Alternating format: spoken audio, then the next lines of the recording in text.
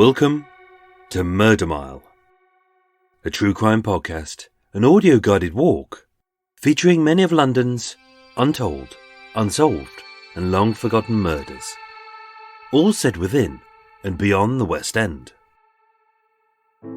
Today's episode is about Victor Castigador, a liar, a thief and a deluded fantasist who held such a petty grudge, having been rejected for a promotion in a West End arcade, that his simple plan for some quick cash would leave two innocents fighting for their lives and two others dead. Murder Mile is researched using authentic sources. It contains moments of satire, shock and grisly details, and as a dramatization of the real events, it may also feature loud and realistic sounds, so that no matter where you listen to this podcast, you'll feel like you're actually there. My name is Michael.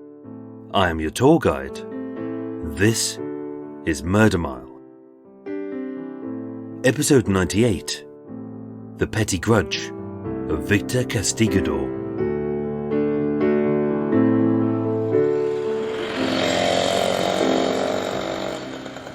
Today, I'm standing in Gerrard Street, W1, one street north of the charred remains of Reginald Gordon West, 2 streets west of the shooting of Michael Barry Porter in the Rosendale Club, a few doors north of the stabbing of David Knight in the Latin Quarter, and 200 feet west of James MacDonald, the bank robber who may not have known that he was robbing a bank. Coming soon to Murder Mile. To most visitors, Gerrard Street is commonly known as Chinatown, as although this area consists of Rupert Street, Newport Place, Newport Court, Lisle Street, Coventry Street and bits of Shaftesbury Avenue and Wardour Street, as the most central and decorated part, it's also the most visited. After the Blitz bombing by the German Luftwaffe of the city's largest Chinese enclave in East London's Limehouse Docks, by the early 1970s, a few seedy side streets south of Soho had spawned into a new Chinatown, looking less like a real street and more like a tacky theme park ride designed by a colourblind architect who was obsessed with dragons, lanterns and pagodas. This pedestrianised street is full of the staples of Chinese life, such as restaurants, supermarkets and betting shops. But as if this oriental experience isn't confusing enough, a demented ex-Disneyland designer has added a few weird flourishes, like a slew of non-Asian buskers, such as an Elvis, a Bee Gee and an Edith Piaf, and several characters in dirty threadbare costumes, including a Spider-Man, a Pikachu and 2 Mickey Mouses. On the corner of Wardour Street, at 23 Gerrard Street, sits a 4-storey wedge-shaped building with 3 nondescript white-fronted offices above, and on the ground floor, an amusement arcade called Play to Win. With large frosted windows plastered with gambling symbols on both sides and illuminated by flashing neon signs, through the red Doric pillars of the corner door echoes the moan of cheesy pop music, the tinny tunes of slot machines, and the occasional machine gun thrum as a few pounds are excitedly pooped out, only to be ploughed back in before the supposed winner can even crack a smile. All this colour and sound suggests fun, but this is also a place of loss, not just of money, but of life. As it was here, on Sunday the 2nd of April 1989, that Victor Castigador, a small security guard with a big grudge, would turn a very simple robbery into one of West London's most horrific mass murders.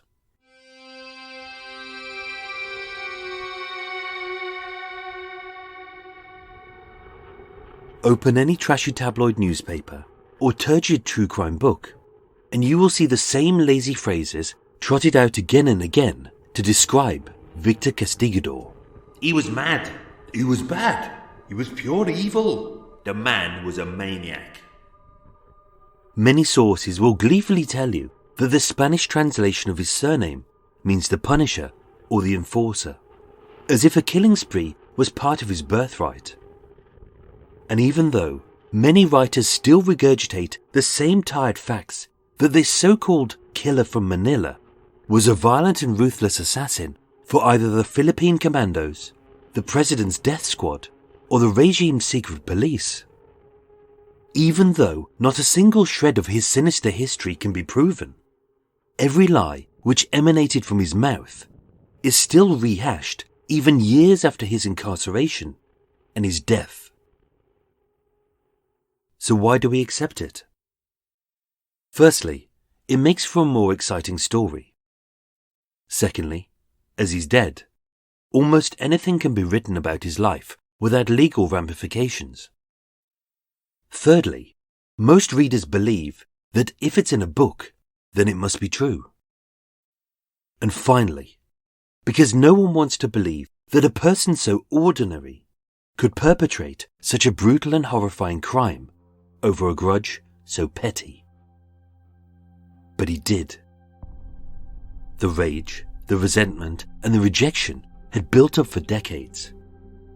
And yet sometimes all it takes is a single spark to turn a tiny flame into an inferno. So who was Victor Castigador, and why did he kill? Born in 1954, Victor Morales Castigador was raised in Quezon City, a densely populated metropolis in the Southeast Asian country of the Philippines. As an archipelago of more than 7,000 islands between Japan, Taiwan, and Indonesia, being surrounded by some of the world's most active volcanoes, the Philippines is prone to earthquakes and typhoons. But as the fifth most populous country, it's not just geologically unstable, but financially and politically. As spoils of the Spanish Empire, the Philippines had been fought over by countless invaders for the last 100 years, from the Spanish to the Americans to the Japanese. And although the Treaty of Manila saw this newly independent country become a democracy, like so many others, it soon slid into a dictatorship. Raised in a period of political upheaval, as a poor boy from an impoverished background, very little is known about Victor's family, his upbringing, and therefore almost nothing has been documented. Being small and skinny, Victor was pushed around and bullied by the bigger boys. Seen as insignificant in a world where men and boys needed to be physically strong to succeed, this little sprat was easily forgotten, often neglected, and readily angered and hurt by the constant rejection. To stand his ground and gain the respect that he craved, Victor would assert his dominance over those who dared to say no. By the mid-1960s, as President Ferdinand Marcos and his wife Imelda espoused to the cash-strapped country their hopes and dreams of a better future for everyone, only to embezzle billions of dollars of public funds to live a lavish lifestyle. Being in his early teens, Victor dreamed of a better life. As a small kid, keen to flee his bullies, Victor worked out, hoping to make up for his lack of height with width. And although he bulked up to become a thickly set teen, he wasn't physically imposing, as this short, squat guy, with a boyish face, long black hair, and a feeble goatee beard, was barely 5 foot tall. Following the state of martial law declared by President Marcos in 1972, as imposed by his brutal army and his sinister secret police, being an adult with dreams of respect, control, and the authority which comes with a rank, a title, and a crisp black uniform, age 21, Victor applied to both forces, but was rejected. Having claimed to anyone who would listen to his lies that he had joined the army, the police, and a quasi-military death squad. Given that the minimum height requirement for a Filipino soldier in the 1970s was 5'4", and for a policeman it was 5'2". As he was too short, partially deaf owing to a childhood infection, had only ever worked as a diver, and he lacked the basic literacy skills for an administrative role, it's more than likely that his career in uniform was as a security guard. By 1983, the year that the political rival of President Marcos was conveniently assassinated, 29-year-old Victor, who described himself as a part-time diver and a sort of policeman, befriended Michael and Jacqueline Haddon, two expats living in the Philippines whose 7-year marriage was coming to an end. Beguiled by his charm and his mystery, Jacqueline and Victor began an affair, and having returned to England in 1984, they set up home in the coastal village of Middleton-on-Sea. In October 1984, their son Adam was born. In August 1985, Victor and Jacqueline married. In October 1986, as the Philippines erupted in a people's revolution after the corrupt election and subsequent death of Ferdinand Marcos, their daughter Robin was born. But being a short-tempered and jealous man who beats Jacqueline and ill-treated their two toddlers, she told him to leave, and they divorced. As a UK citizen, by the winter of 1986, Victor had moved into a relative's flat at Coventry Cross, a council estate in Bow, East London.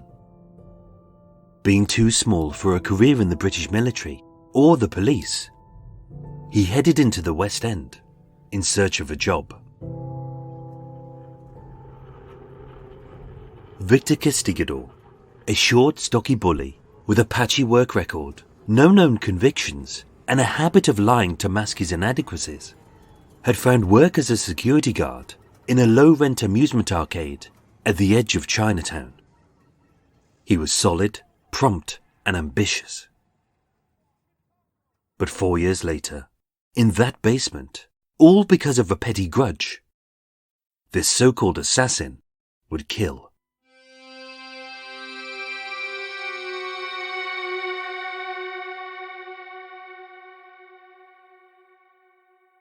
Life was uneventful at the Leisure Investments Amusement Arcade at 23 Gerrard Street. Open from midday to midnight, Monday to Sunday, with a strict over-18s only policy. The arcade consisted of 2 ground floor rooms crammed full of the flashing lights and tinny tunes of 30 pinball, penny drop, video games and slot machines. Overseen by the duty manager, 24-year-old Yurev Alessandro Gomez from Chile, known to his friends as Yuri, the average day in the arcade was often routine, dull and predictable. At 11 a.m, escorted by one of 2 security guards, Yuri would deposit the night's takings at Lloyd's Bank in Piccadilly, whilst the second guard secured the arcade. As the cashier, 26-year-old Kenyan Deborah Bernadine Alvarez, known as Debbie, ensured that the slot machines had enough coins for any payouts. At 12 p.m, as a simple security feature, the arcade's only entrance or exit, situated on the corner of the ground floor, was opened, and every customer was watched by security and filmed by CCTV. The cash box on each slot machine was alarmed, the door to the strong room below was locked, and the only other money on the floor was doled out in denominations of 10, 20 and 50p pieces by Debbie, while she was sat behind a secure metal cage. In the event of a robbery, all monies were kept to a minimum, and the owners had told their staff to offer no resistance to the robbers, as all losses were insured. With a high turnover of cash on the premises, Victor was one of 3 security guards who worked in shifts, with 2 on duty at all times.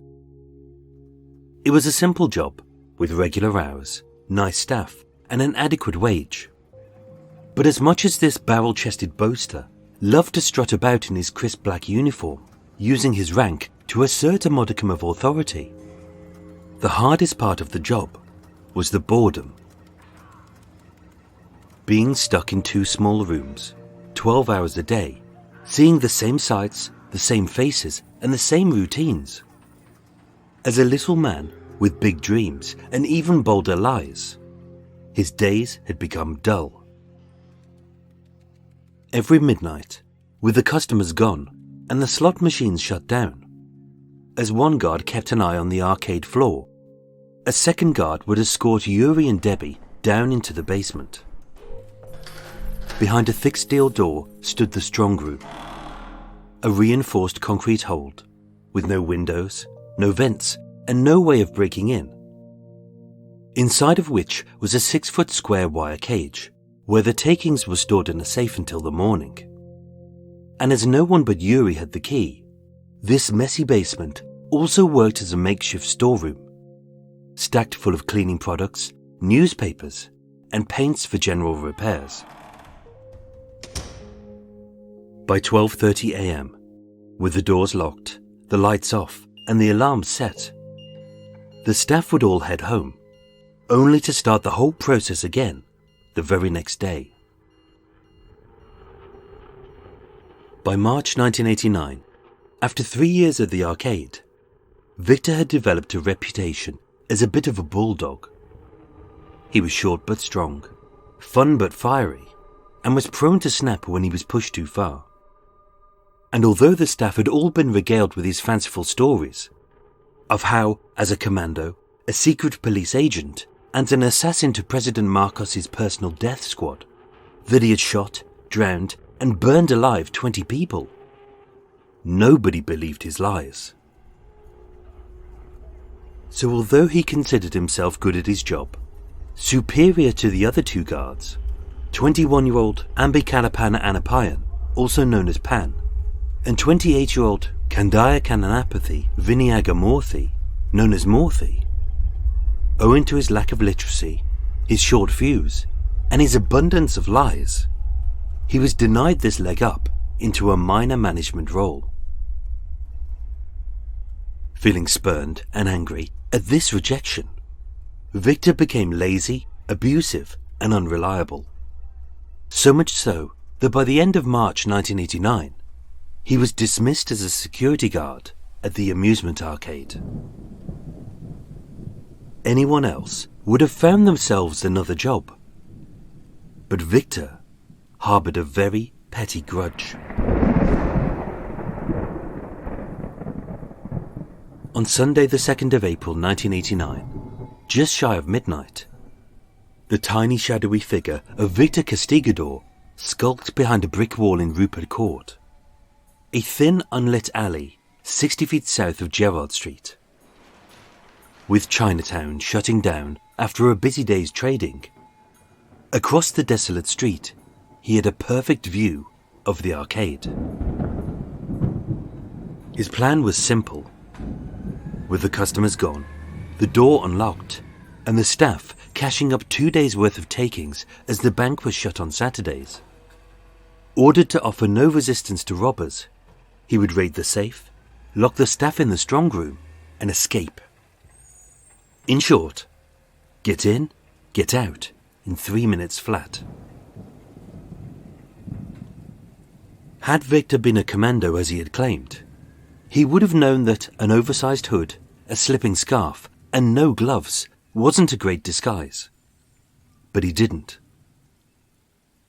Had he been in the secret police, he would have known how to get a real gun rather than a child's plastic toy. But he didn't. And had he actually been a death squad assassin, he could easily have robbed the arcade single-handed. But he didn't. Instead, he roped in 4 useless youths who he knew. 17-year-old Calvin Graham Nelson, 19-year-old Paul Stephen Clinton, and tagging along for the ride, the excitement, and some easy money to be split 5 ways, their girlfriends, 17-year-old Karen Dunn and 20-year-old Alison Linda Woodside. As per usual, at 11:58 p.m., with both security guards on the arcade floor, as Pan got into position to lock the main door, and Murthy stood guard over Debbie and Yuri as they counted up the cash. Dashing across the unlit street, 5 figures stormed the arcade. Swinging open the frosted glass door, in an instant, the hard-fisted Victor punched Pan, knocking him to the floor, as Nelson and himself pulled pistols on the startled staff. Caught by surprise, overpowered by numbers, and aiming toy guns which looked real enough in the neon-bathed arcade, Yuri and his team offered no resistance as the bulldog-shaped man and his excitable gang of accomplices herded the trembling staff down the stairs into the concrete basement.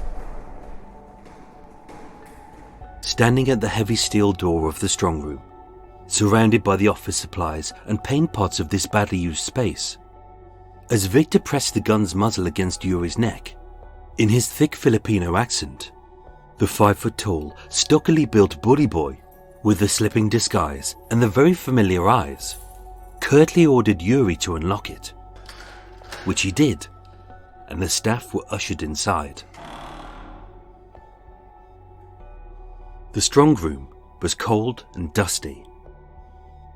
It was little more than a 4-sided concrete shell, with a single metal door, no windows, no vents, and on one side, a 6-foot square wire cage, which housed the safe. Ordered by the miniature masked marauder to unlock it, the second that Yuri unveiled the stash of cash within, Victor thumped his former employer hard across the back, flooring him, as the gang bundled £8,685 worth of used and untraceable notes into an anonymous black rucksack.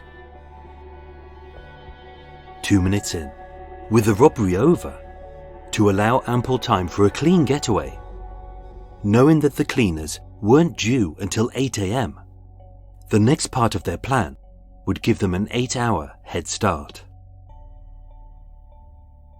Inside the wire cage, Victor ordered his ex-colleagues to their knees. He bound their hands behind their backs, and to ensure that they couldn't escape till the morning, he would tightly wind the wire cage's lock with a metal coat hanger, and then lock the steel door of the strong room. By dawn, they would be cold, hungry and tired, but ultimately they would be fine. It wasn't a great robbery, one which was devised by a military or criminal mastermind, but it was more akin to a thug nicking some easy pickings, having coerced some poor kids with a bullshit history and the promise of pocket money which may have seemed like a fortune. But it was littered with mistakes. The slot machines were full of cash, and yet he ignored them. The CCTV had recorded it all, and yet he didn't switch it off or remove the tape. With no gloves, the gang had left fingerprints everywhere. Having stolen the equivalent of £21,700 today, if evenly split between 5, that was barely £4,500 each. And worst of all, even though their disguises were truly awful, it was practically impossible to hide the fact that their short, stocky, foul-tempered Filipino gang leader was a recently sacked security guard at the arcade called Victor Castigador. This was the moment that Victor should have fled, but he didn't. We know what happened next wasn't pre-planned, as he didn't come prepared. Whether he did this to protect his identity or as part of a petty grudge over a failed promotion is unknown. But seeing his old colleagues, tied up, helpless, and kneeling, from a waste bin, he scattered piles of dry discarded paper around them. Down a drain, he emptied the only fire extinguisher until it was nothing but a dribble of water. And from a store cupboard, full of cleaning products and paints, he produced a 1-litre squeezy bottle of white spirit. The staff screamed as Victor soaked all four from head to foot in the highly flammable liquid. Yuri yelled, "How can you do this? These are people just like you." But his pleas fell on deaf ears, even as his old work chum, Pan, begged for his life, screaming, "Don't light it. I would rather you shoot me." Besides, even if the gun had been real, Victor had no plans to give any of them a merciful death. As with gleeful cackles, he and Nelson fired a volley of flaming matches at the tinder-dry paper and volatile fluid. Getting to his feet, Murphy tried to stamp the matches out, but there were simply too many. And as Victor secured the cage with a coat hanger and slammed the heavy steel door shut, being saturated in a lethal accelerant and igniting in a fog of explosive vapors, the abandoned staff were left to burn alive.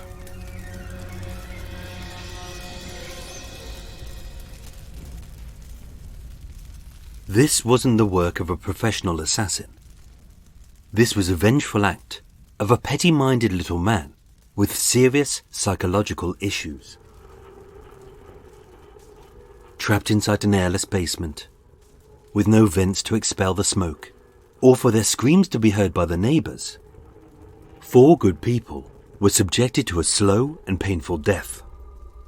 As their lungs choked on the toxic fumes, their hair was scorched by the licking flames, and the intense heat stripped the searing flesh from their bodies. But if he had been a real assassin, knowing he had enough time, he would have stayed behind to make sure that the job was done and that all the witnesses were dead. But he didn't.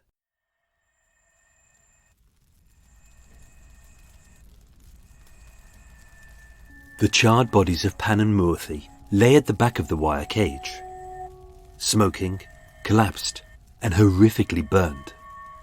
As in their last moments alive, the two Tamil refugees who had fled the Sri Lankan Civil War to begin a new life for their families uttered a final prayer, exhaled, and expired. In the pitch-black basement, having freed his hands from behind his back, Yuri used his rubber-soled shoes to kick open the scorching heat of the wire cage, describing the strong room as like an oven. Each time he rolled on the floor to extinguish the hot blue flames which had enveloped his clothes that melted onto his skin, the searing heat reignited the fire as he felt his whole body disintegrate. Blinded, choking, and exhausted, as Yuri dragged himself along the concrete floor, under a thick blanket of swirling flames, and towards the impenetrable steel door, he tried to push the blistering hot handle, but with no key, he knew that he was trapped. And yet, this door would be their salvation. Having dragged Debbie to his side, barely able to breathe amidst the acrid smoke and the poisonous fumes, a small but vital supply of air was seeping through the keyhole and the thin gap under the steel door. And although the hot metal blistered their lips, it was all they had to save them from death. That night, as two people died and two more were baked alive, Victor and his four compassionless cohorts, Calvin, Paul, Karen and Allison, celebrated their audacious robbery with a nice meal, a boogie at a nightclub, and the next day they headed to Torquay for a holiday. There they drank, laughed, and as a private joke, they regaled their taxi driver with a rendition of the Beatmaster's tune, Burn It Up. At 7:55 a.m., 8 hours later, smelling smoke, the cleaners called 999, and within minutes, firefighters from Shaftesbury Avenue Station were on scene and heading towards the basement. As they unlocked the steel door, everything was a smouldering black mess, all warped, charred, and smoking. No one could tell a wall from a door or a box from a bench, but over the familiar smell of accelerant, they could also smell the overpowering and unforgettable stench of roasted flesh. Inside, amidst the darkness, on the scorched floor, lay the dark and lumpen shapes of 4 bodies, all black, silent, and featureless. All 4 should have died, but somehow 2 had survived. And although both were in critical condition, Yuri was able to utter 3 simple words. Victor did it. All 5 were arrested a few days later in Torquay, and in a joint operation between the Devon and Met police, they were escorted back to Cannon Row police station, where under questioning, Victor remained indifferent to the robbery, the injuries to his witnesses, and the callousness of his crime. On the 14th of April 1989, he was charged with 1 count of robbery, 2 counts of murder, and 2 counts of attempted murder at Bow Street Magistrates Court, with a full trial at the Old Bailey 1 year later. At both trials, having sustained horrific injuries, with Yuri suffering 30% burns to his left arm, chest, right arm, and losing a lung having inhaled scorching hot smoke, and Debbie with 28% burns to her arms, hands, back, thighs, lungs, and losing almost all of her face. Through unquestionable strength, Yuri and Debbie testified against the accused, and on the 28th of April 1990, all 5 were found guilty. Calvin Nelson and Paul Clifton were convicted of robbery, murder, and attempted murder, with Calvin sent to a Young Offenders Institute for life, Paul held in detention under Her Majesty's pleasure, and both of their girlfriends, Karen Dunn and Alison Woodside, were found guilty of robbery.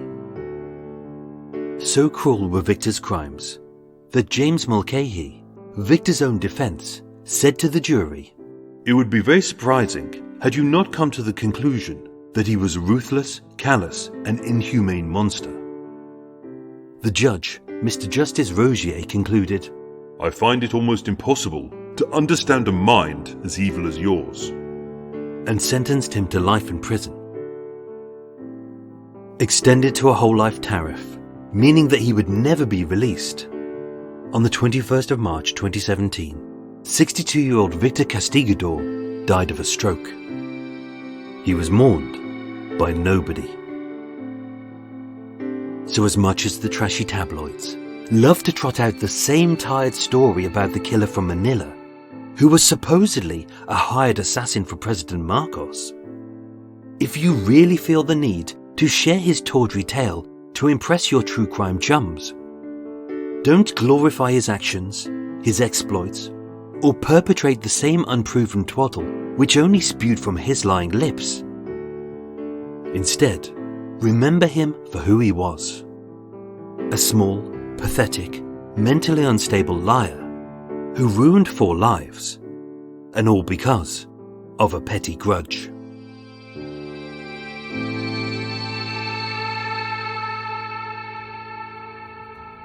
Ladies and gentlemen, thank you so much for listening to Murder Mile.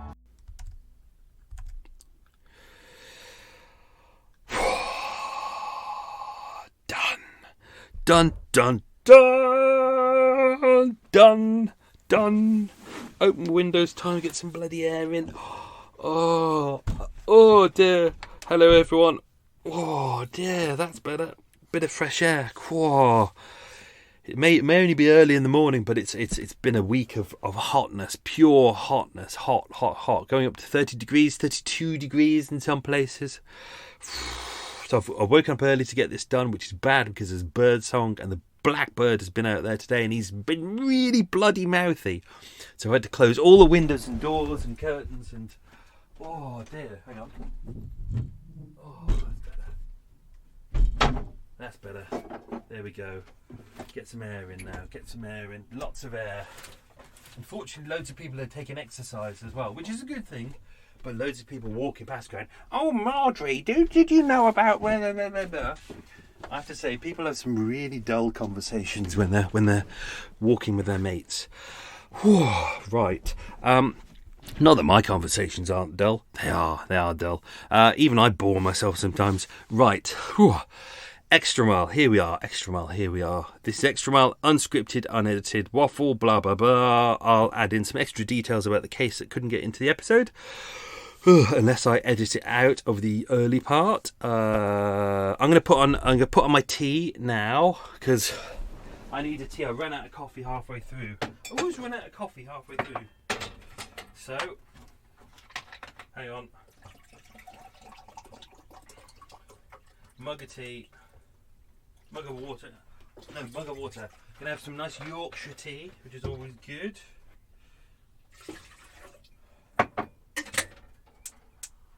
Nice tea, nice and biscuity. Nice rich colour as well. So I'm gonna have some Yorkshire tea. Pop that in there. Right, good, that's in there. 1 sugar. Right. What's been going on? Oh, so we had the Meander Miles, the last 2 ones. I hope you enjoyed those. Something different to break everything up. It gave me a bit of time to research this next bulk of. I think we got another 12 to go in this section. So that gives me time just to gave me like a week back just to do the extra research I need to get in there, and I've also sorted out some family stuff as well, which is important.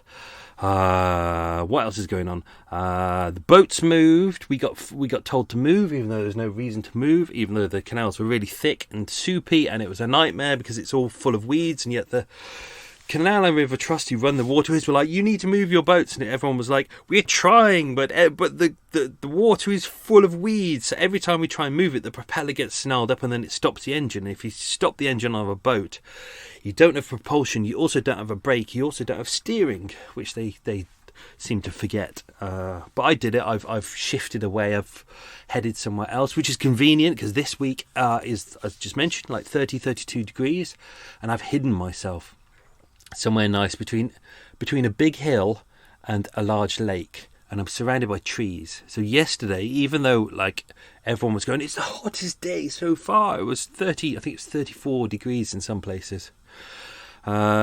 It was all right here. It wasn't too bad. I had all the windows and doors open. It was nice and cozy and cool, so that was really nice. So I didn't notice it was too hot. But the only problem is because we had those 10 weeks of me being stuck in the same place, which was nice. I'd get no sun on the boat on one side for most of the morning, but in the evening I'd get the hot sun. So one side of the boat, the paint is really quite badly cracked now, which is a real pain. And because we were stuck, I couldn't go and get any boat paint, and I couldn't get any extra wax for it. So it's one side is looking really bad. So I spent quite a while out there with these little paint pots. The boat paint is bloody expensive for a tiny pot, like a third of the size of a Coke can. That's about 10 quid. It's very expensive stuff. Like I've got loads of it. Like sometimes, like if I go and buy paint for the boat, I can come away easily with a bill for 600 quid, and that's not enough to do the whole boat. That's just like, making it look nice. Anyway, what else is going on? News in the world. The pubs are opening up soon. 4th of July. I know Americans are going to be going, "Oh, great, it's 4th of July, Independence Day." Sod that. It's more important over here. The pubs are opening. That's vital for us. We're looking forward to that. Be interested to see how they do it. How they do socially distanced pubs. I think if we have a good summer, that could help. And if the pubs have a big garden or something, that could work. But I don't know. We'll see.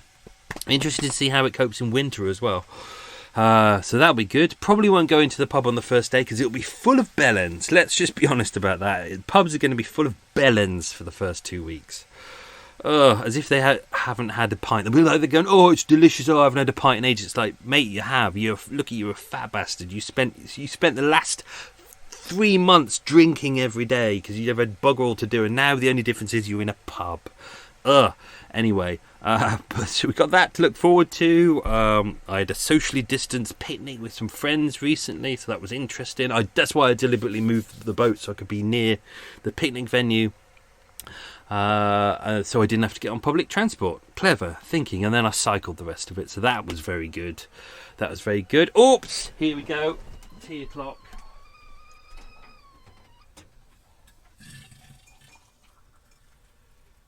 Let that settle there. Weather's warm, so it's powdered milk time. Proper milk just doesn't survive in this heat. There we go. Gonna let that stew for a bit. Haven't got a cake with me today because there's a co-op near me, a coop, and they've been doing these big, nice kind of apple pies in the metal tins that you can get, and it's only $1.25. And I thought, I bet it's probably horrible, but actually really nice pastry, nice thick crust pastry, nice apple pie, $1.25, a nice kind of. It's probably around 10 inches or something. I've been having that every night. A nice big, a quarter of that with bird's custard, the new one that they've brought out in sachets, that you don't need to do all the in the old one you used to have to crush up the sugar and make sure there were no bits in it, and then you'd have to get the milk really hot, and it was really complicated, and you'd often get lumpy custard. But they've brought out this instant custard that's brilliant. It's all done for you, and you just add water and you just stir it, and you can't fail. And the fatness is getting back on. So while my tea's stewing, what else? Coot update. It's rumpy pumpy season for the cooties. So opposite me is there's one family of coots which I think are mostly grown up, and there's another lot that are about to get a bit rumpy pumpy. I think they're a bit late to the season, and there's some more hens that are getting a bit arsey as well. They're all at it at the moment. There's lots of fights going on. There's normally a massive brawl outside the boat of like 4 or 5 coots really kicking the shit out of each other. But there's lots of ducks as well. Lots of ducks around, a lot of little ducklings. I was talking to another boater from a socially distance from each other the other day, and we both at the same time went, "Oh wow!" And above us was a red kite, and it did something we'd never seen before. It's obviously red kite is kind of a bird of prey around here, really big, really impressive, and we saw it dive down into the water and nick a fish, and we've never seen one do that before. But that was very exciting. That's how exciting my life is. Anyway, let's pick up the tea. Tea o'clock. Hot.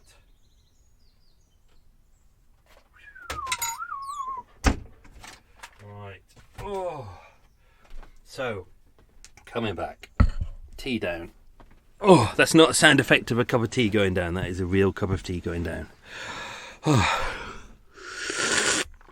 That was me slurping my tea.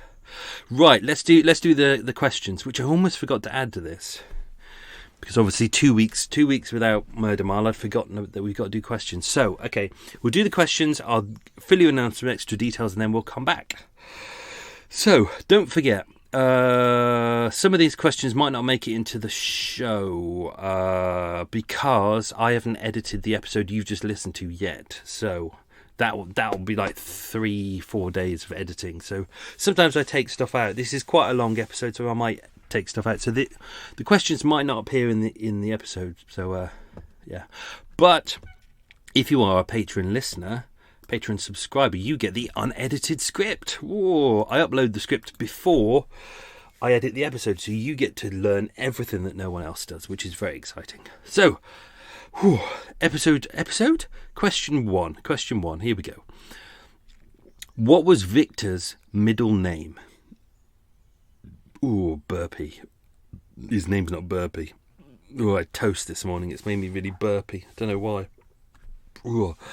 Question 2. What does Castigador mean in Spanish? I've mentioned 2 versions, but there are other variations of what people say it means. Question 3. Where did the other staff members of the arcade come from? So just to remind you, there were 4 other staff members that I mentioned. Yuri, Debbie, Pal and Murthy. Where did they all come from? 3 different countries. Question 4. Which alley off Wardour Street did Victor and his gang hide in before the robbery? Robbery. Question 5. What did Victor actually do as a job in the Philippines? It was briefly mentioned.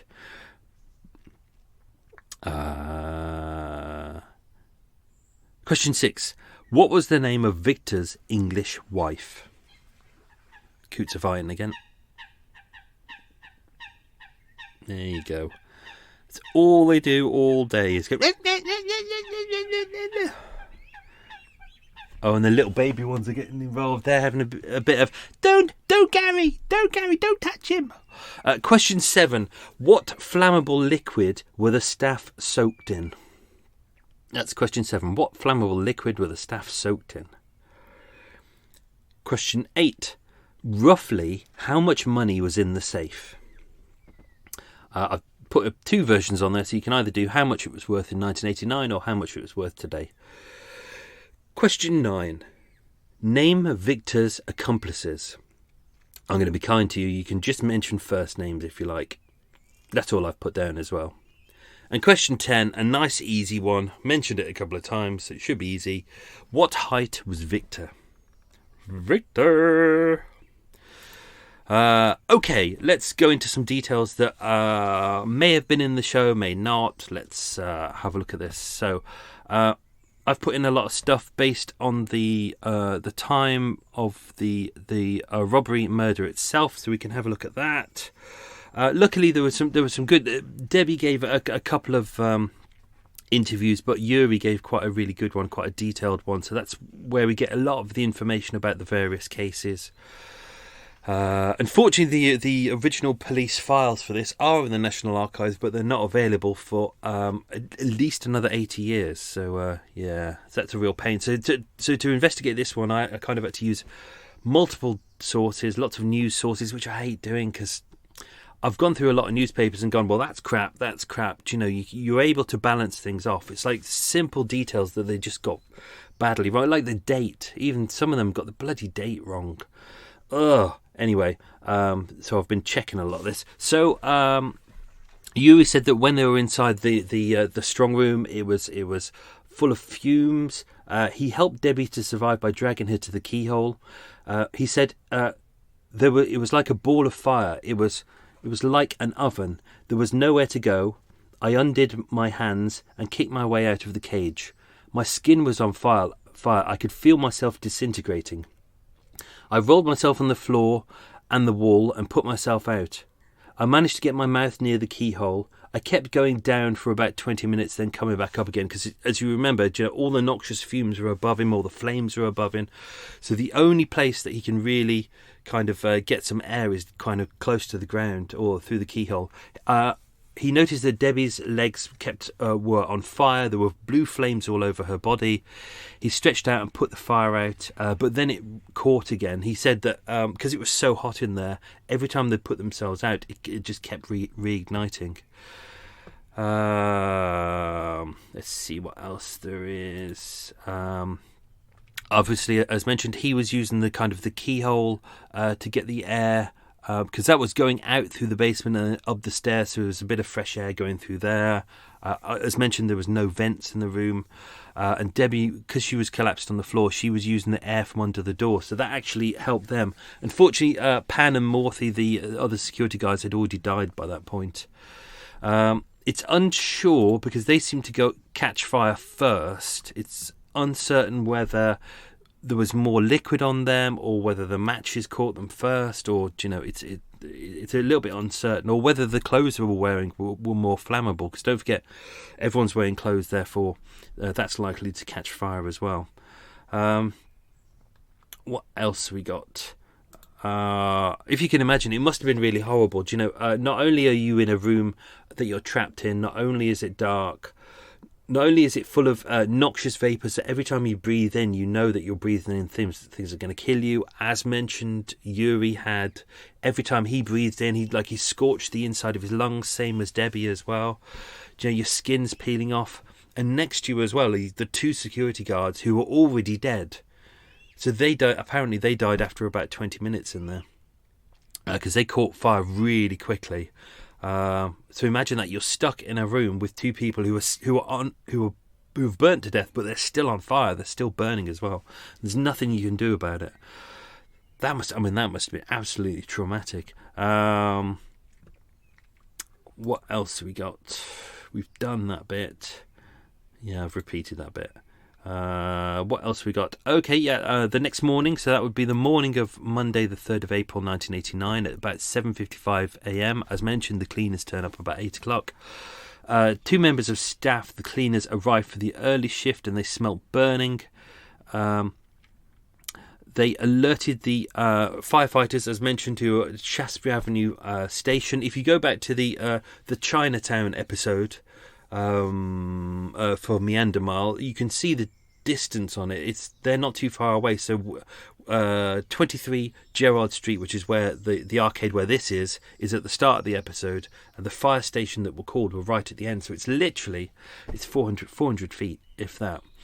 But obviously with no vents, no alarms went off, no vents, so there was no smoke coming out. No one could hear screaming. From the outside, people had no idea that anything bad had gone wrong. But obviously there was a real inferno going on inside. Fire brigade turned up, opened the door. When they said that when they looked in there, they couldn't see anything at all because it was dark, it was charred, it was horrible.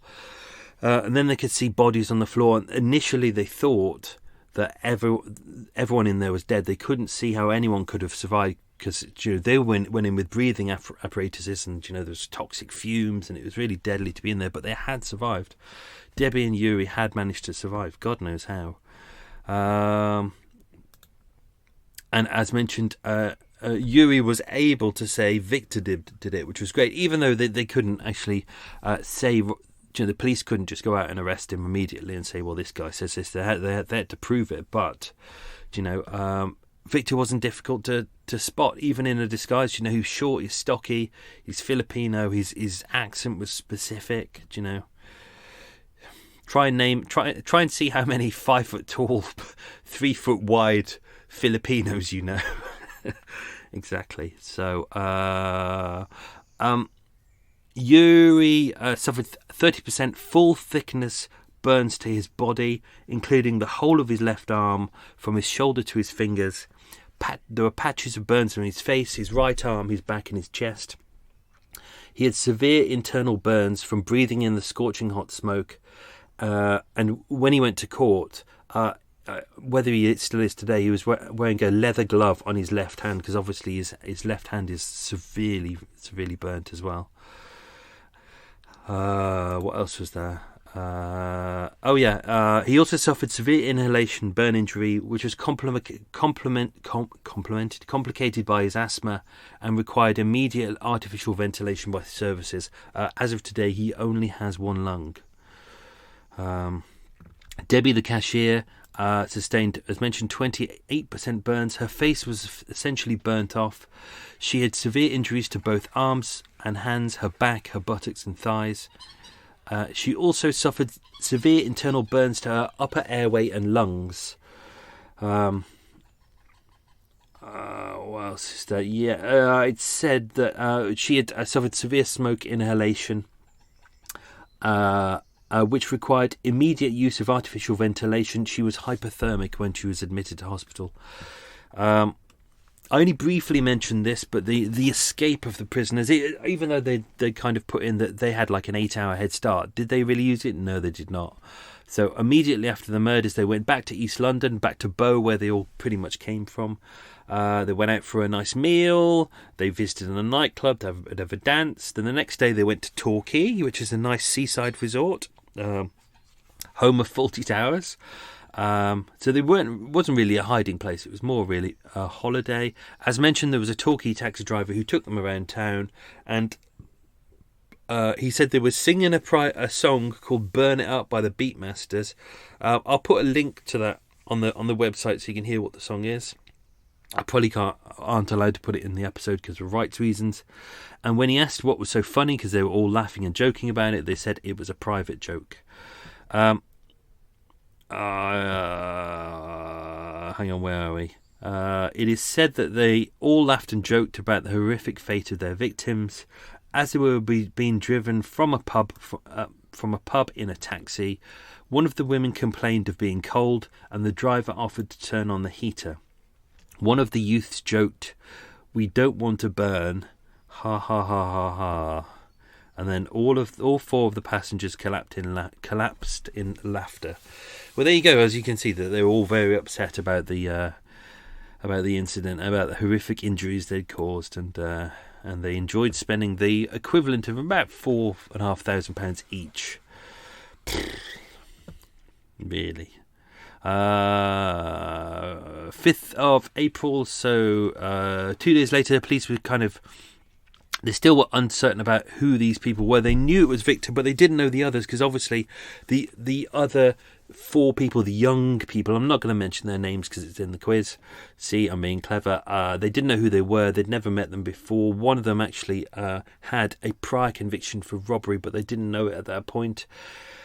They were just kind of young people who Victor had picked up.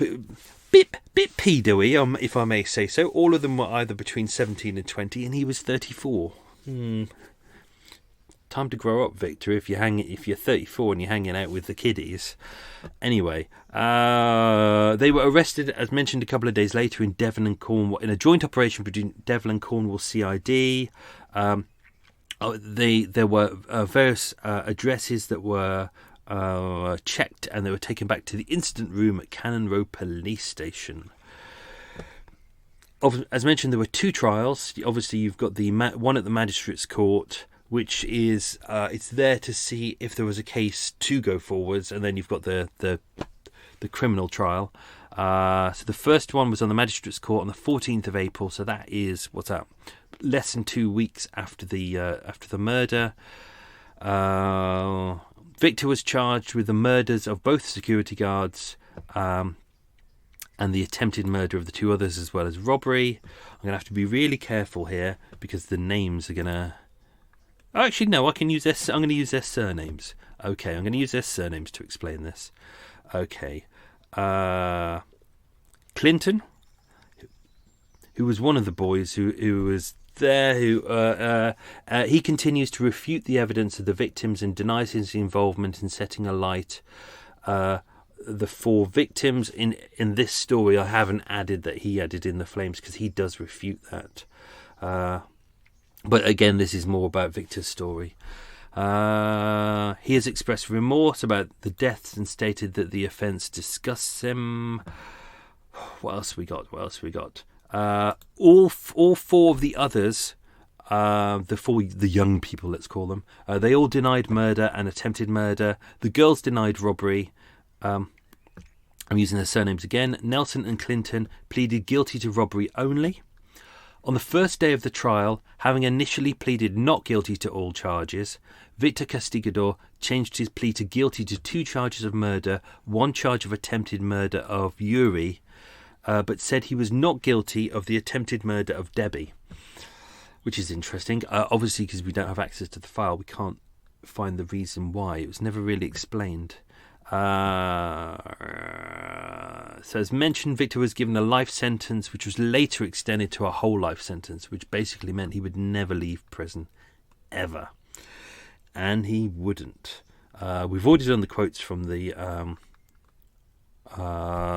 lawyer. I thought that was interesting. His lawyer, his own defence counsel, saying, "Look, this man clearly is." How did he describe him? He described him as ruthless, callous, and an inhumane monster. That's interesting. What else we got? Yes, Debbie Alvarez, the lady who was burnt in there, she had to be taken to Queen Mary's Hospital in Roehampton to have her nose rebuilt. I think I've got a little bit more on them later on. Originally, this was going to be a whole story about Debbie. I thought, that's the angle I want to take, is just Debbie's story. But she's very... She doesn't really say much. She doesn't go out. She really doesn't give interviews. So there's not really a lot I can do, which unfortunately is why I've had to base this on Victor's story. But the more I looked into Victor's life, the more I was able to go, hang on, all these press stories are saying, oh, do you know, the killer from Manila, and a lot of them do say, just some of them rightly say, do you know, it's unproven, his background, but a lot of them just go with it. They go, yeah, he was a killer, he was a bad man, he killed at least 20 people. It's like, no, he didn't. It's like you're perpetuating lies because you can't be bothered to do the research. But that's what pisses me off. I've put it in this episode, but unfortunately people do think if it's written somewhere, it must be true. I had one guy on my tour ages ago, I think I've mentioned this before, and I do a whole section about how Jack the Ripper almost certainly didn't exist. There's a bit of a consensus out there between people who look into Jack the Ripper and they go, Jack the Ripper probably didn't exist. It's more than likely it's media manipulation. It's birth of the tabloids, birth of tabloid newspaper. They needed to sell a story to working class people. So what they did was, you know, they lumped together various murders. The murders that happened in and around Jack the Ripper of these ladies, not unusual. You can find them before and after Jack the Ripper.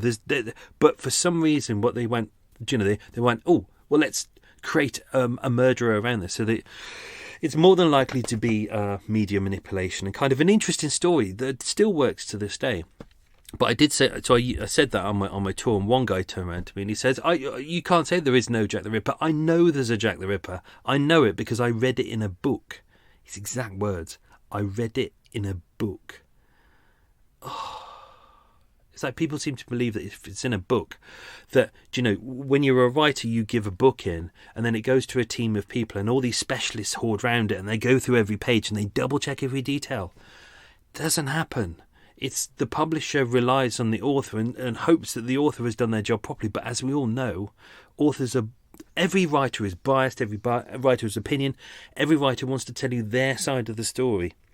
And it's not about fact. I've used a book in Murder Mile last series. I'm not going to say what the book is, and the only reason I used that book is because it was so dull. There was no story in it at all. It was clear that the guy had literally just opened up the archive files and literally just written it word for word and copied it down. I thought, this is perfect for me. I know it's full of fact because there's no story in it, there's no emotion. But if you're trying to sell a sensational story, you're going to manipulate the facts, you're going to twist things, you're going to edit things out, you're going to bump things up. So that's why you should never really trust anything in papers, especially newspapers, because it's a speed medium. They have to get the story out quick and fast, therefore they don't double check everything. Therefore, especially in the low rent newspapers, the tabloids, they tend not to care about information, which is why you will notice things. They'll come out, like, remember years ago with Matthew Kelly.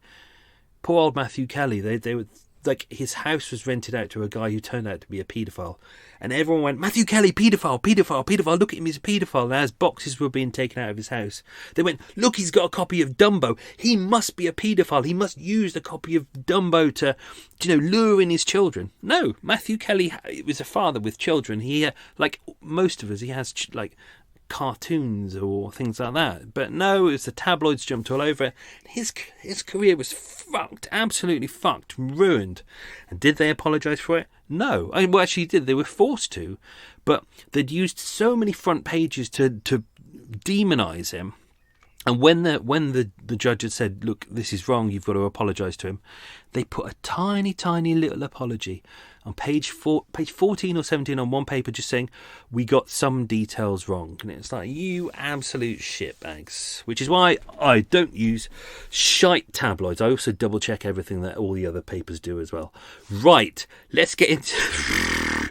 This is the sound of me getting off my high horse. Right, let's get into the bit that I didn't do in this story, because I felt I was just focusing on the robbery, but there is an interesting part after this. So,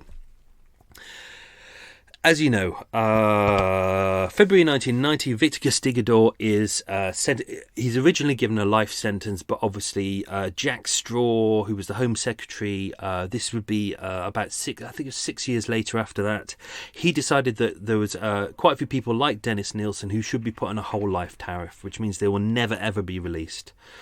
Victor Castigador was one of 70 at that point who were on a whole life tariff. So he was sent to HMP Full Sutton, but also HMP Long Lartin. There was another prison as well, but I can't remember which one. Victor Castigador was sentenced to a second life sentence for murdering a prisoner in HMP Long Lartin. Victor Castigador used a stone wrapped in a pair of socks to rain down what witnesses called full-velocity blows onto the head and body of a fellow inmate and convicted child killer, Sidonia Texiera, I've probably got that name wrong, who was serving life for murdering his 3-year-old daughter. Castigador had taken a rock from the prison aquarium and made threats to do something bad to his victim in the days leading up to the assault. Obviously, in the press, people always go on about the fact that he was an assassin, therefore he used, he made makeshift weapons. But if you look in any stories to do with prison, it's an easy prison weapon. That's or even in Borstal, places like that. You put something heavy like a pool cue into a sock. Therefore, you've got yourself a nice little kosh. It's nice and simple. So it's not really something that's amazing that kind of makes him out to be a big, great killer. He's just a deluded man. Castigador was handed another whole life term by Mr. Justice Haddon Cave in Birmingham Crown Court. Whilst when he went to court for this, obviously he claimed that as a former member of the Filipino death squad, he was only doing his job. He told detectives, "I'm wrong to kill somebody, but it's my job." He kept going on about this. He said, when I was in my country, I was a member of a liquidation squad. Sometimes you have to punish evil. It's all bollocks. Everything that came out of that man's mouth was bollocks. But if you look on there, this is something that I don't think people have bothered to look at before. Like, all these newspapers have gone, oh, he was in the police, he was in the commandos, he was in the Filipino death squad. But simple search by myself, just searching for height requirements and IQ requirements for police, army, any form of military in the 1970s in the Philippines, literally goes, well, he couldn't have been either. He's too small, and he had no qualifications as well.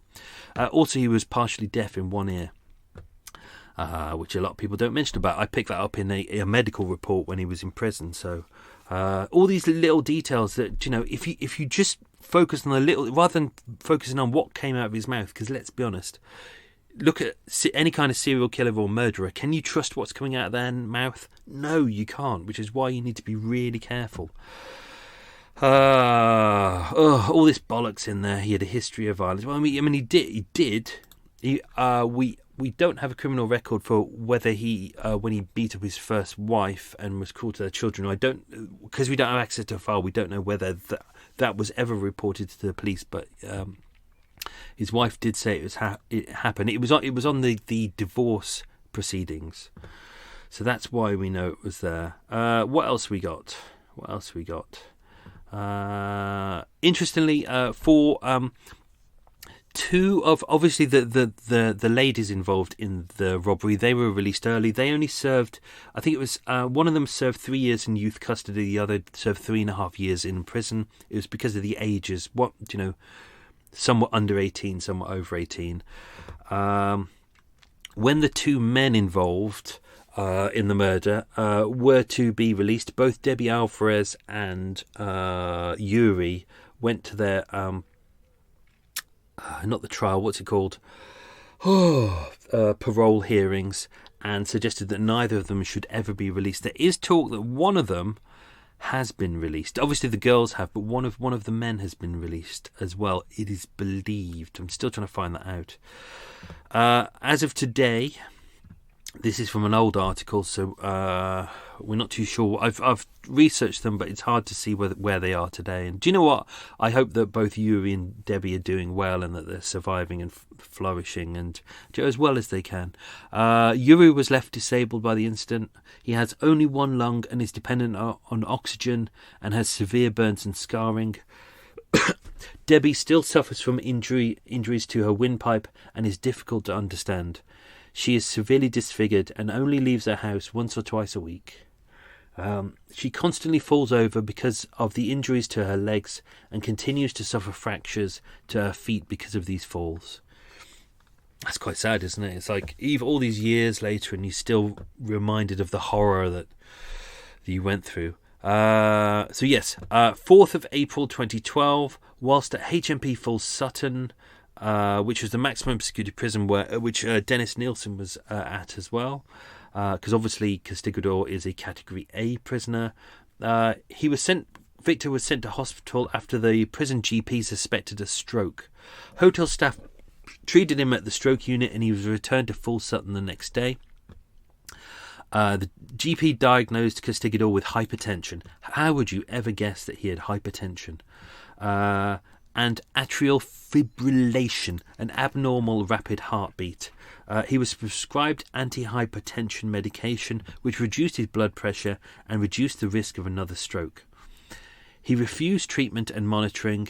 He continued to do well until the time of his death.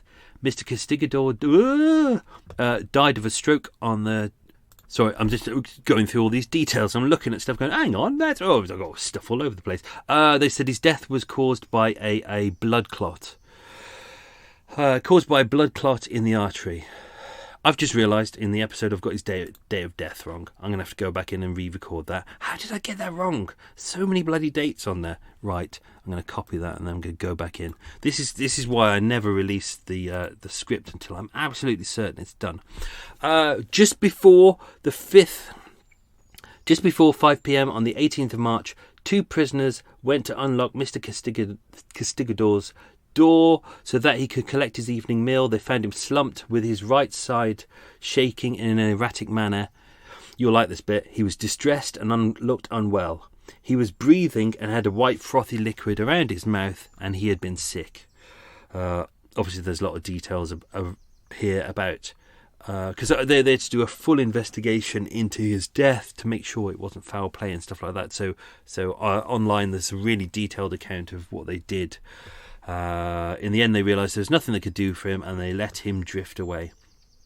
After his death, the investigator into his case wrote to Mr. Castigador's daughter. Obviously, you remember he's got a daughter and a son, to explain the investigation and to ask if she had any matters she wanted the investigation to consider. She did not respond to the letter. I'm guessing that neither of his children ever wanted to speak to him ever again, but you don't know. So... right, let's just go back a bit. Go back to the questions. Okay, 10 questions. How long did we do? That was quite long. Right, let's hurry up and shut up. Questions. Question 1. What was Victor's middle name? His middle name was Morales. Question number 2. What does Castigador mean in Spanish? It means the punisher or enforcer. Question 3. Where did the other staff members from the arcade come from? Yuri came from Chile, Debbie from Kenya, and Palan Morthy from Sri Lanka. Question 4. Which alley off Wardour Street did Victor and his gang hide in before the robbery? Answer, Rupert Court. Question 5. What did Victor actually do as a job in the Philippines? The only job that we know that he was a diver / fisherman, which in the Philippines, given the fact that it's an archipelago of lots of islands, was quite a common job. Question 6. What was the name of Victor's English wife? That was Jacqueline. Question 7. What flammable liquid were the staff soaked in? That was white spirit. Question 8. Roughly how much money was in the safe? When they stole it, it was £8,685, which is roughly £21,700 today, which is not much. Question 9. Name Victor's accomplices. Their first names were Calvin, Alison, Paul and Karen. And question 10, easy one. What height was Victor? He was 5 foot tall. So, that was it. That was Charlotte. Good. Okay, that's that done. I'm going to go now. I've got to add an extra bit into this because I've worked out I've got his date of death wrong. That's sod's law. When you're trying to write things and there's so many multiple sources that you're using, and it's sod's law. But it's good that I picked it up there. It's rare that I go through something and I go, hang on, that's not right. It's only because of that extra story in there, and I thought, hang on, how could he have? I'm gonna put that in now. There we go. There we go. I've given him an extra 5 years on his life. Well done, Victor, you twat. Right. Let's add that in. Good. Okay, that's done. I'm done. I'm going to have my cup of tea. I'm going to have no cake because I haven't got cake. I might go, oh, there's a Wenzel's down the road, so I might go and have some Wenzel's. Lovely. Anyway, that was the end of the episode. Hope you enjoyed that. There's about, I think it's 13 or 4 more of these in a run to go. And then we'll do kind of mid-September-ish. We'll have a block of Mini Mile. So I think there's about 4 of those. And then that'll take us to the end of the year. And then I can take a rest. Oh, right. That's that done. Good. Hope you enjoyed it. Hope you're all well and stay safe. Even though the lockdown is kind of easing in places, don't be idiots about it. Make sure you're safe. Keep your distances. Wash your hands. Use your sanitizer. Masks on public transport. That kind of thing. Make sure you wash your masks as well. Or use disposable ones. If you can, buy proper ones and then wash them carefully. Let's just all be safe and let's just not all be complacent, because there's a risk that if we're all complacent, second spike and then we're all screwed. So all be good, all stay safe, hope you're all well, speak to you all soon. Bye bye.